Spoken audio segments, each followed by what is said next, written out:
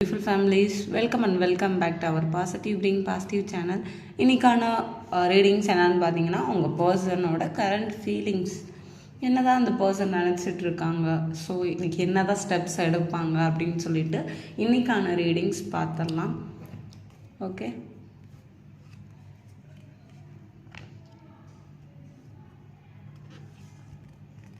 Okay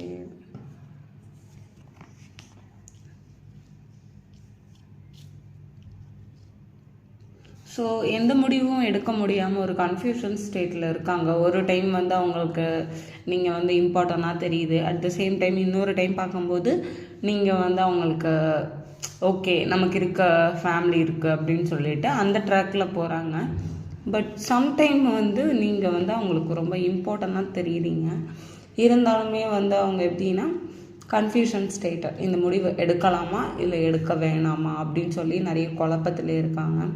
so அதையும் தாண்டி அவங்க ஃபினான்ஷியலாக ஸ்டேபிள் ஆகணும் அப்படின்னு சொல்லிட்டு அவங்களுக்கு மைண்ட் செட் ஃபுல்லாக ஃபினான்ஷியல் ஃபேமிலிக்காக அவங்களுக்கு பிடிச்ச விஷயங்களே விட்டு கொடுத்துருவாங்க. அந்த மாதிரி ஒரு பர்சன்.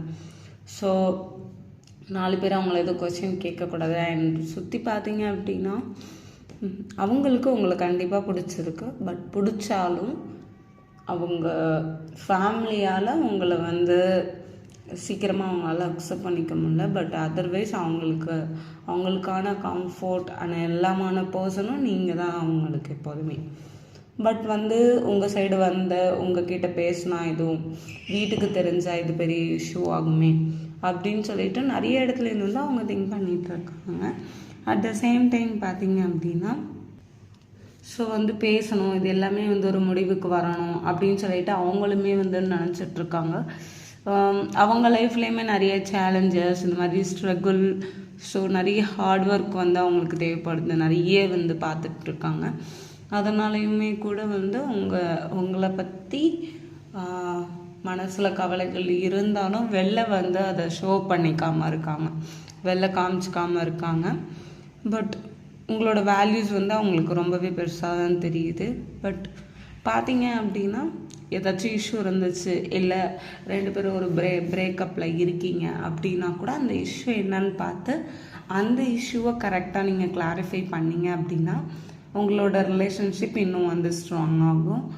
ஸோ என்ன பிரச்சனை அப்படிங்கிறத ஃபைண்ட் அவுட் பண்ணி அதை சால்வ் பண்ண பாருங்கள். ஓகேவா? ஸோ உங்களுக்கு நிறைய கஷ்டங்கள் வருது அப்படிங்கிறதுக்காக நீங்கள் எடுத்த முடிவுகளை விட தேவையில்லை.